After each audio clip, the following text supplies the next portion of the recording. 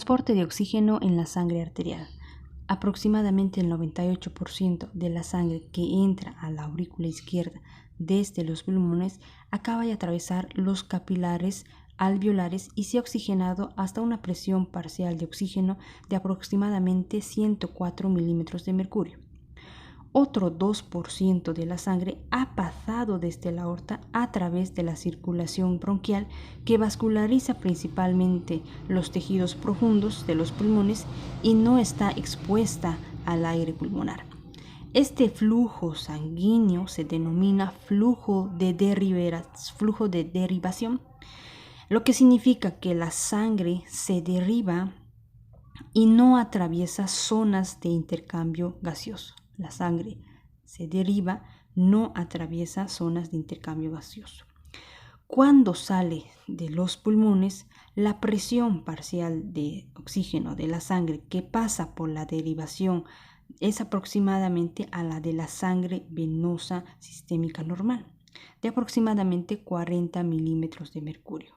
Cuando esta sangre se combina con las venas pulmonares, con la sangre oxigenada procedente de los capilares alveolares, esta mezcla se denomina mezcla venosa de sangre y hace que la presión parcial de oxígeno de la sangre que entra en el corazón izquierdo y que es bombeada hacia la aorta disminuya aproximadamente hasta aproximadamente 95 milímetros de mercurio. Entonces, estos cambios de la presión, ¿sí?, sanguínea se ve en esta imagen, ¿sí?, donde estamos viendo en diferentes puntos del sistema circulatorio. Sangre venosa sistémica, capilares pulmonares, la sangre arterial sistémica, y aquí vemos ese descenso, ¿no?, por la mezcla con la sangre de la derivación pulmonar. De 104 milímetros de mercurio se disminuye a 95 milímetros de mercurio. Distribución de oxígeno de los capilares periféricos al líquido tisular. Cuando la sangre arterial llega a los tejidos periféricos, la presión parcial de oxígeno en los capilares sigue siendo de 95 milímetros de mercurio. Sin embargo, como se muestra en esta imagen, la presión parcial de oxígeno en el líquido intersticial que rodea las células tisulares es en promedio de solo 40 milímetros de mercurio. Así, hay una gran diferencia de presión inicial que hace que el oxígeno difunda rápidamente desde la sangre capilar hacia los tejidos. Tan rápidamente que la presión capilar disminuye hasta un valor de casi igual a la presión de 40 milímetros de mercurio que hay en el intersticio. ¿Sí? Aquí vemos el 40 milímetros de mercurio. Ahora, por tanto, vamos a decir que la presión parcial de oxígeno en la sangre que sale de los capilares tisulares y que entra en las venas sistémicas es también de aproximadamente 40 milímetros de mercurio. Efecto de la velocidad del flujo sanguíneo sobre la presión parcial de oxígeno del líquido intersticial. Si aumenta lo que es el flujo sanguíneo que atraviesa un tejido particular, se transporta cantidades mayores de oxígeno hacia el tejido y por tanto la presión parcial de oxígeno tisular aumenta. Esto se demuestra en esta imagen. Obsérvese que un aumento del flujo hasta 400% del valor normal aumenta la presión parcial de oxígeno desde 40 milímetros de mercurio en el punto A hasta 66 milímetros de mercurio en este punto B. Sin embargo, el límite superior hasta que se puede aumentar la presión parcial de oxígeno, incluso con un flujo sanguíneo máximo, es de 95 milímetros de mercurio, porque esta es la presión de oxígeno en la sangre arterial. Por el contrario, si el flujo sanguíneo a través del tejido disminuye, ¿sí?, si disminuye este flujo sanguíneo, también disminuye la presión parcial de oxígeno, como se muestra en este punto C. Efecto de la velocidad del metabolismo tisular sobre la presión parcial del líquido intersticial. Si las células utilizan para el metabolismo más oxígeno de lo normal, esto reduce la presión parcial de oxígeno del líquido intersticial. Esta imagen demuestra este efecto y muestra la reducción de la presión parcial de oxígeno del líquido intersticial cuando el consumo celular de oxígeno aumenta, es decir, cuando hay mayor consumo. Y vamos a ver el aumento de la presión parcial de oxígeno cuando disminuye el consumo. Aquí tenemos un consumo menor, ¿sí? Y vamos viendo que aumenta la presión parcial de oxígeno, ¿sí? Del líquido intersticial.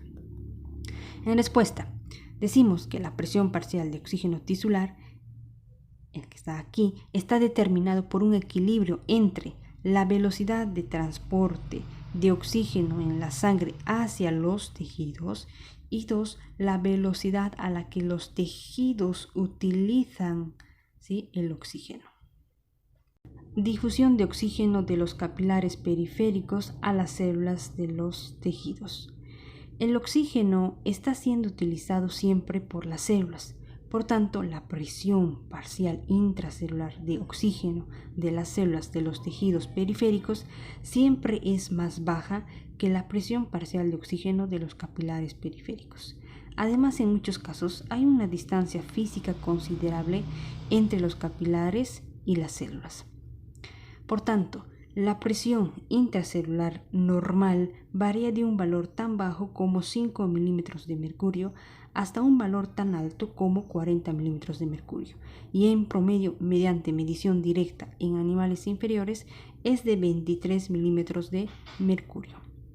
Como normalmente solo son necesarios 1 a 3 milímetros de mercurio de presión de oxígeno para el soporte completo de los procesos químicos que utiliza el oxígeno en la célula, se puede ver incluso esta baja presión parcial de oxígeno intracelular de 23 milímetros de mercurio es más que adecuada y proporciona un factor de seguridad grande.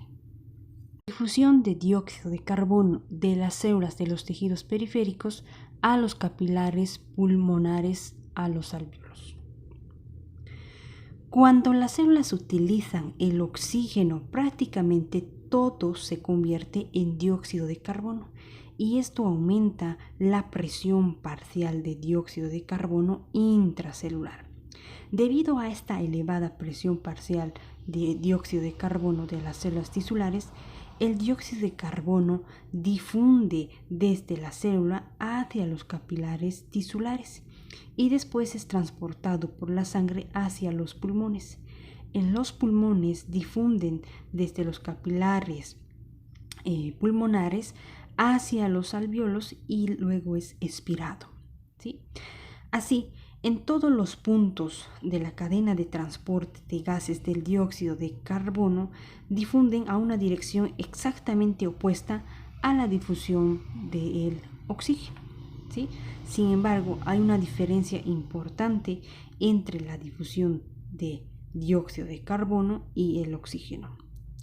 El dióxido de carbono puede difundir aproximadamente 20 veces más rápido que el oxígeno.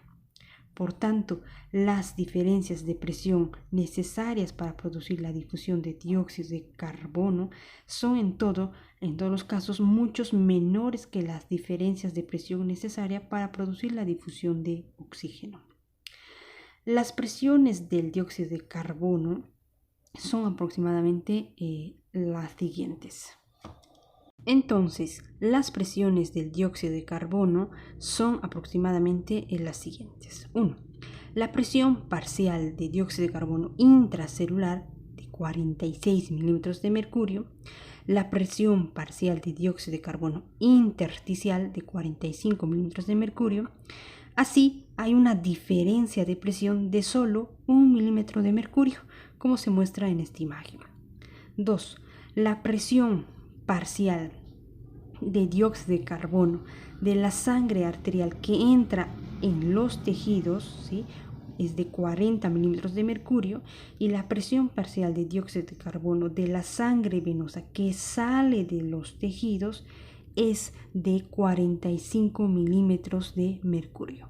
Así como se muestra en esta imagen, la sangre capilar tisular llega casi exactamente al equilibrio con la presión parcial de dióxido de carbono intersticial de 45 milímetros de mercurio.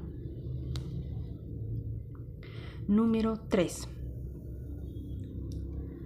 La presión parcial de dióxido de carbono de la sangre que entra en los capilares pulmonares en el extremo arterial es de 45 milímetros de mercurio. La presión parcial de dióxido de carbono en el aire alveolar es de 40 milímetros de mercurio. Así hay una diferencia de presión de solo 5 milímetros de mercurio y esto produce toda la difusión necesaria del dióxido de carbono desde los capilares pulmonares hacia los alvéolos. Además, como se muestra en esta imagen, la presión parcial de oxígeno de la sangre capilar pulmonar disminuye hasta ser casi exactamente igual a la presión parcial de dióxido de carbono, ¿sí?, de 40 milímetros de mercurio antes de que haya atravesado más de aproximadamente un tercio de la distancia de los capilares. Este es el mismo efecto que se observa antes para la difusión de oxígeno, excepto ocurre en dirección opuesta. Efecto de la velocidad del metabolismo tisular y el flujo sanguíneo tisular sobre la presión parcial de dióxido de carbono intersticial. Vemos que el flujo sanguíneo capilar tisular y el metabolismo tisular afectan la presión parcial de dióxido de carbono de una manera totalmente opuesta a su efecto sobre la presión parcial de oxígeno tisular. Y en esta imagen vamos a demostrar esto, ¿sí? Entonces, vemos que una disminución del flujo sanguíneo desde el valor normal, es decir, desde este punto A, hasta un cuarto del valor normal, ¿sí?, vale decir hasta este punto B, ¿sí?, va a producir un aumento de la presión parcial de dióxido de carbono de los tejidos periféricos, ¿sí?, desde el valor normal de 45 milímetros de mercurio hasta un nivel elevado de 60 milímetros de mercurio. Al contrario, el aumento del flujo sanguíneo hasta 6 veces el valor normal, es decir, hasta el punto C, reduce la presión parcial de dióxido de carbono intersticial desde el valor normal de 45 milímetros de mercurio hasta 41 milímetros de mercurio, ¿sí?, hasta el nivel casi igual de la presión parcial de dióxido de carbono de la sangre arterial, que era 40 milímetros de mercurio, que entra en los capilares tisulares. Ahora 2. Obsérvese también que un aumento de 10 veces del metabolismo tisular aumenta mucho lo que va a ser la presión parcial de dióxido de carbono del líquido intersticial para todas las velocidades del flujo sanguíneo, ¿sí? Mientras que la disminución del metabolismo, cuando disminuye el metabolismo a un cuarto del valor normal, aquí tenemos el metabolismo a un cuarto de lo normal, ¿sí?, menor metabolismo, hace que la presión parcial de oxígeno también del líquido intersticial disminuya aproximadamente a 41 milímetros de mercurio, acercándose hasta mucho de la sangre arterial, que habíamos dicho 40 milímetros de mercurio. Función de la hemoglobina en el transporte de oxígeno. En condiciones normales, aproximadamente el 97% del oxígeno que se transporta desde los pulmones a los tejidos es transportado en combinación química con la hemoglobina de los eritrocitos. El 3% restante se transporta en estado disuelto en el agua del plasma y de las células de la sangre. Así, en condiciones normales, el oxígeno es transportado hacia los tejidos casi totalmente por la hemoglobina. Combinación reversible del oxígeno con la hemoglobina. La química de la hemoglobina se ha estudiado en capítulos anteriores. en la que se señaló que la molécula de oxígeno se combina de manera laxa y reversible con la porción hemo de la hemoglobina. Cuando la presión parcial de oxígeno es elevada, como en los capilares pulmonares, el oxígeno se une a la hemoglobina, pero cuando la presión parcial de oxígeno es baja, como en los capilares tisulares, el oxígeno se libera de la hemoglobina. Esta es la base de casi todo el transporte de oxígeno desde los pulmones hacia los tejidos. Curva de disociación de oxígeno-hemoglobina. En esta imagen muestra la curva de disociación de oxígeno-hemoglobina que demuestra un aumento progresivo del porcentaje de hemoglobina unida al oxígeno a medida que aumenta la presión parcial de oxígeno sanguíneo, lo que se denomina saturación porcentual de hemoglobina. Como la sangre que sale de los pulmones y entra en las arterias sistémicas habitualmente tiene una presión parcial de oxígeno de aproximadamente 95 milímetros de mercurio, se puede ver en la curva de disociación que la saturación de oxígeno habitual de la sangre arterial sistémica es en promedio del 97%. Por el contrario, en la sangre venosa que vuelve desde los tejidos periféricos, la presión parcial de oxígeno es de aproximadamente 40 milímetros de mercurio y la saturación de la hemoglobina es en promedio de 75%.